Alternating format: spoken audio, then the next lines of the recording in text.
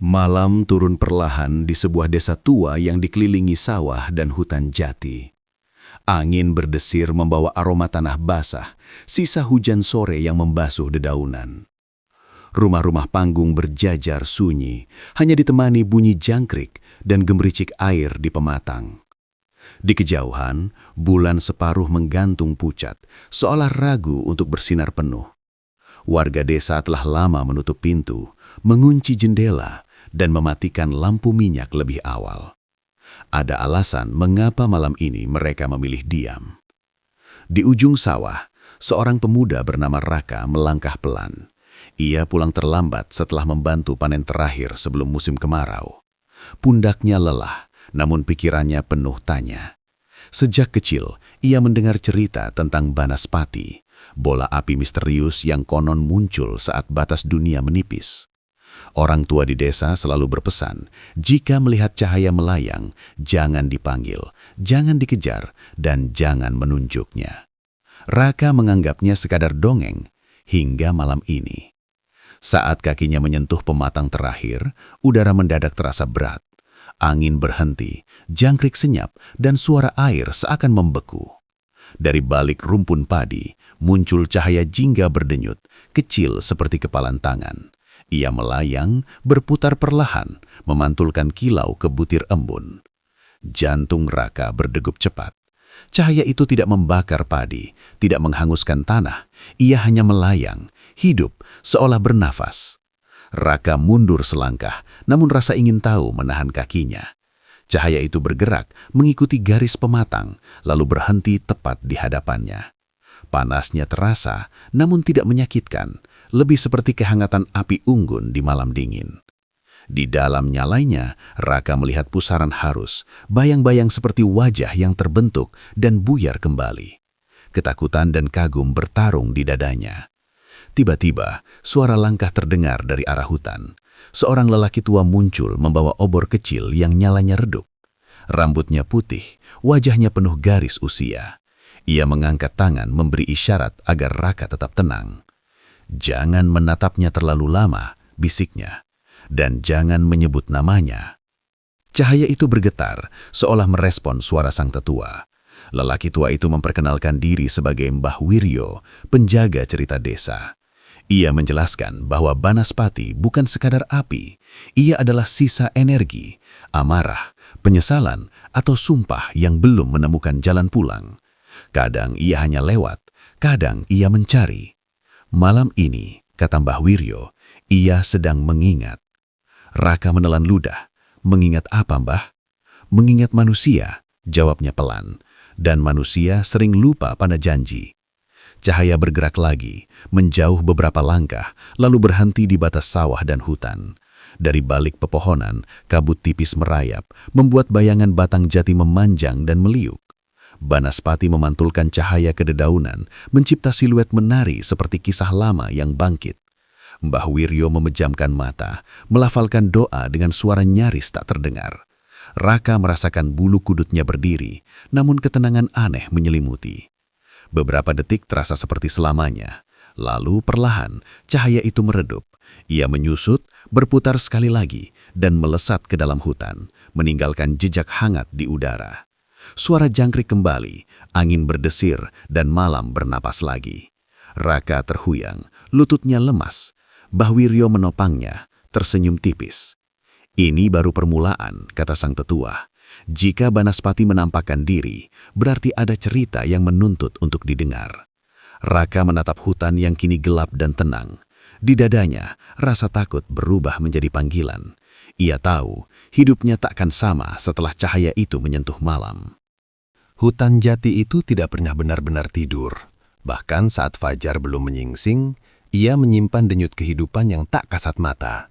Raka berdiri di tepi hutan, menatap bayangan pepohonan yang menjulang seperti gerbang menuju dunia lain. Semalaman ia tak memejamkan mata. Kilatan cahaya Banaspati terus berputar di benaknya, disertai kata-kata Mbah Wiryo yang terdengar seperti gema dari masa lampau. Ada cerita yang menuntut untuk didengar. Pagi itu, kabut menggantung rendah, menyelimuti akar-akar besar yang mencuat dari tanah. Raka melangkah masuk dengan hati-hati, ditemani Mbah Wiryo yang membawa tas kain tua berisi daun kering, dupa, dan kitab usang beraksara Jawa. Setiap langkah terasa berat, bukan karena tanah yang lembek, melainkan karena perasaan bahwa ia sedang melintasi batas yang tak boleh dilanggar sembarang orang. Banaspati bukan makhluk yang lahir dari kegelapan semata, ujar Mbah Wiryo sambil membuka jalan. Ia lahir dari niat manusia, dari sumpah yang tak ditepati, dari amarah yang dipendam sampai mati. Hutan menelan suara mereka.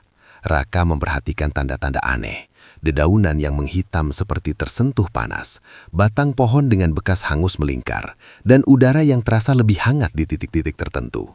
Jejak itu membentuk jalur, seolah Banaspati sengaja meninggalkan petunjuk. Di sebuah tanah lapang kecil, mereka berhenti. Di tengahnya terdapat batu besar berlumut, dikelilingi sisa lilin dan abu. Mbah Wiryo berlutut, menyentuh batu itu dengan penuh hormat. Disinilah dulu orang-orang bersumpah, saat hutan masih menjadi saksi kejujuran manusia. Raka merasakan tekanan di dadanya.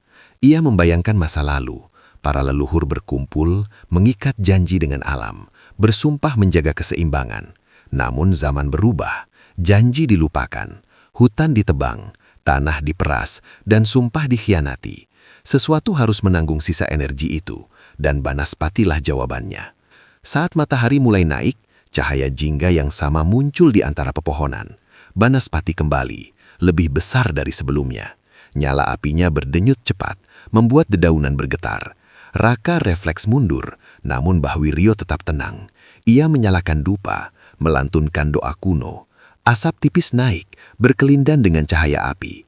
Banaspati melayang mendekat, tepat berhenti di atas batu sumpah. Di dalam nyalanya, bayangan wajah semakin jelas. Wajah manusia dengan mata penuh penyesalan. Raka tersentak. Ia tidak lagi melihat api, melainkan cerita. Kilasan masa lalu menyeruak. Seorang lelaki muda yang bersumpah menjaga hutan demi kekuasaan sementara, lalu mengingkari janji demi keuntungan. Amarah dan rasa bersalahnya mengikat jiwa, menolak pergi. Air mata Raka mengalir tanpa ia sadari. Ia terjebak, gumamnya. Mbah Wiryo mengangguk, dan kini Banaspati mencari pendengar, bukan untuk dibunuh, tapi untuk dilepaskan. Api bergetar hebat, memancarkan panas yang membuat udara beriak. Tanah di sekitar batu menghitam. Mbah Wiryo memerintahkan Raka untuk mendekat, perlahan, tanpa rasa takut.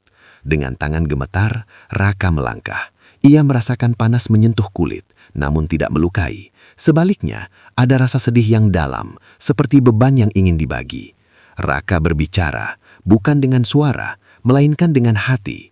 Ia mengakui kesalahan manusia, memohon maaf pada hutan, dan berjanji, bukan atas nama leluhur, tetapi atas nama generasi yang masih hidup.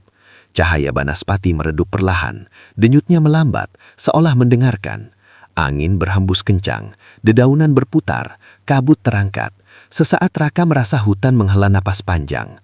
Banaspati menyusut, cahayanya berubah lembut, lalu melayang ke atas, menembuskan opi pohon, meninggalkan keheningan yang berat namun damai. Mbah Wiryo menutup ritual dengan doa terakhir. Ini belum selesai, tapi hari ini ia mendengar, dan itu awal yang baik. Raka menatap langit di sela daun jati. Ia sadar, perannya bukan kebetulan. Banaspati telah memilihnya, bukan sebagai korban, melainkan sebagai penghubung antara masa lalu dan masa depan. Perubahan tidak pernah datang dengan suara keras. Ia merayap pelan, seperti bara yang tersimpan di balik abu. Sejak peristiwa di hutan jati, Raka merasakan sesuatu berbeda dalam dirinya. Ia masih menjalani hari-hari seperti biasa, membantu di sawah, menyapa tetangga, dan duduk di gardu saat senja. Namun pendengarannya kini peka pada bisikan alam. Angin terasa seperti membawa pesan, dan tanah seolah menyimpan ingatan. Desa mulai gelisah. Beberapa malam terakhir, Banaspati menampakkan diri lebih dekat dari sebelumnya. Bola api itu melayang di atas atap rumah, menyusuri jalan tanah, bahkan berhenti di perempatan desa. Tidak ada yang terbakar, namun ketakutan menjalar cepat. Anak-anak menangis, lampu dipadamkan, dan pintu dikunci rapat.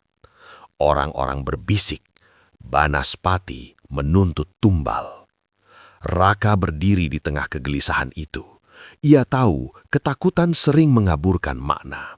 Bersama Mbah Wiryo, ia mengumpulkan para tetua desa di pendopo. Wajah-wajah lelah memandangnya ragu. "Api itu bukan kutukan," kata Raka. Suaranya bergetar, namun mantap. "Ia adalah pengingat. Ia datang karena kita lupa." Seorang tetua membantah, menyebut semua ini sebagai pertanda bencana. Namun Mbah Wiryo mengangkat tangan, meminta keheningan.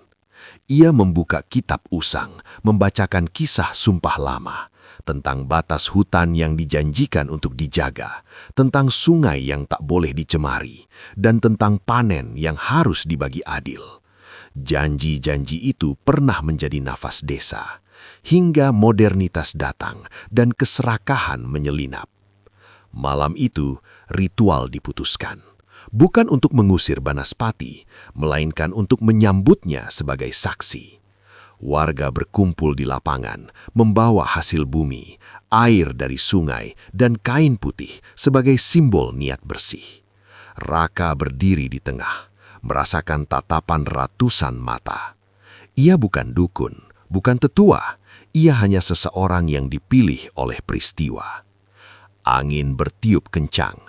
Cahaya jingga muncul dari arah sawah, lebih besar dan terang dari sebelumnya. Banaspati melayang rendah, memantulkan sinarnya ke wajah-wajah warga. Ketakutan, penyesalan, dan harap bercampur jadi satu. Suara gumam doa mengisi udara. Api itu berdenyut, seolah menghitung detak jantung desa. Raka melangkah maju. Panas menyentuh kulitnya, namun ia tidak mundur. Dengan suara lantang, ia mengucap janji. Bukan sumpah kosong, melainkan komitmen nyata. Tentang menanam kembali pohon di batas hutan, tentang membersihkan sungai bersama, tentang membagi panen dengan adil. Satu persatu, warga mengikuti, suara mereka menyatu seperti paduan yang lama hilang. Banaspati bereaksi. Nyala apinya berputar cepat, lalu memanjang ke atas, mencipta pilar cahaya yang menerangi lapangan. Di dalam nyala itu, bayangan wajah-wajah masa lalu muncul. Leluhur, penjaga, dan mereka yang pernah ingkar. Tidak ada amarah kini, hanya kelelahan yang ingin beristirahat. Raka merasakan dadanya sesak oleh empati yang mendalam. Tiba-tiba, api menyusut dan bergerak mengelilingi warga, berhenti di setiap sudut lapangan. Tanah yang disentuhnya menghangat, rumput bergoyang, dan udara terasa lebih ringan, seolah Banaspati menandai janji yang diucapkan. Saat kembali ke tengah, nyalanya melembut, warnanya berubah keemasan pucat. Ritual ditutup dengan keheningan. Tidak ada sorak, tidak ada ceritan, hanya nafas lega yang mengalir serempak. Banaspati melayang naik perlahan, berhenti sejenak di atas pendopo, lalu melesat ke langit malam, meninggalkan jejak cahaya yang memudar seperti senyum. Desa tidak langsung berubah, namun keesokan harinya, orang-orang mulai bergerak. Parit dibersihkan, bibit pohon ditanam, dan pembagian air diatur ulang. Raka menyadari, Banaspati tidak meminta disembah, ia menuntut ditepati. Api itu adalah cermin, dan desa akhirnya berani menatapnya. Perubahan tidak pernah datang dengan suara keras. Ia merayap pelan, seperti bara yang tersimpan di balik abu. Sejak peristiwa di hutan jati, Raka merasakan sesuatu berbeda dalam dirinya. Ia masih menjalani hari-hari seperti biasa, membantu di sawah, menyapa tetangga, dan duduk di gardu saat senja. Namun pendengarannya kini peka pada bisikan alam. Angin terasa seperti membawa pesan, dan tanah seolah menyimpan ingatan. Desa mulai gelisah. Beberapa malam terakhir, Banaspati menampakkan diri lebih dekat dari sebelumnya. Bola api itu melayang di atas atap rumah, menyusuri jalan tanah, bahkan berhenti di perempatan desa. Tidak ada yang terbakar, namun ketakutan menjalar cepat. Anak-anak menangis, lampu dipadamkan, dan pintu dikunci rapat. Orang-orang berbisik, Banaspati menuntut tumbal. Raka berdiri di tengah kegelisahan itu. Ia tahu ketakutan sering mengaburkan makna. Bersama Mbah Wiryo, ia mengumpulkan para tetua desa di pendopo. Wajah-wajah lelah memandangnya ragu. "Api itu bukan kutukan," kata Raka. Suaranya bergetar namun mantap. "Ia adalah pengingat. Ia datang karena kita lupa." Seorang tetua membantah, menyebut semua ini sebagai pertanda bencana. Namun Mbah Wiryo mengangkat tangan, meminta keheningan. Ia membuka kitab usang, membacakan kisah sumpah lama, tentang batas hutan yang dijanjikan untuk dijaga, tentang sungai yang tak boleh dicemari, dan tentang panen yang harus dibagi adil. Janji-janji itu pernah menjadi nafas desa, hingga modernitas datang dan keserakahan menyelinap. Malam itu, ritual diputuskan, bukan untuk mengusir Banaspati, melainkan untuk menyambutnya sebagai saksi. Warga berkumpul di lapangan, membawa hasil bumi, air dari sungai, dan kain putih sebagai simbol niat bersih. Raka berdiri di tengah, merasakan tatapan ratusan mata. Ia bukan dukun, bukan tetua, ia hanya seseorang yang dipilih oleh peristiwa. Angin bertiup kencang, cahaya jingga muncul dari arah sawah, lebih besar dan terang dari sebelumnya. Banaspati melayang rendah, memantulkan sinarnya ke wajah-wajah warga, ketakutan, penyesalan, dan harap bercampur jadi satu. Suara gumam doa mengisi udara. Api itu berdenyut, seolah menghitung detak jantung desa. Raka melangkah maju, panas menyentuh kulitnya, namun ia tidak mundur. Dengan suara lantang, ia mengucap janji, bukan sumpah kosong, melainkan komitmen nyata, tentang menanam kembali pohon di batas hutan, tentang membersihkan sungai bersama, tentang membagi panen dengan adil. Satu persatu, warga mengikuti. Suara mereka menyatu seperti paduan yang lama hilang. Banaspati bereaksi, nyala apinya berputar cepat, lalu memanjang ke atas, mencipta pilar cahaya yang menerangi lapangan. Di dalam nyala itu, bayangan wajah-wajah masa lalu muncul, leluhur, penjaga, dan mereka yang pernah ingkar. Tidak ada amarah kini, hanya kelelahan yang ingin beristirahat. Raka merasakan dadanya sesak oleh empati yang mendalam. Tiba-tiba, api menyusut dan bergerak mengelilingi warga, berhenti di setiap sudut lapangan. Tanah yang disentuhnya menghangat, rumput bergoyang, dan udara terasa lebih ringan, seolah Banaspati menandai janji yang diucapkan. Saat kembali ke tengah, nyalanya melembut, warnanya berubah keemasan pucat. Ritual ditutup dengan keheningan. Tidak ada sorak, tidak ada ceriakan, hanya nafas lega yang mengalir serempak. Banaspati melayang naik, perlahan berhenti di atas pendopo, lalu melesat ke langit malam, meninggalkan jejak cahaya yang memudar seperti senyum. Desa tidak langsung berubah, namun keesokan harinya, orang-orang mulai bergerak. Parit dibersihkan, bibit pohon ditanam, dan pembagian air diatur ulang.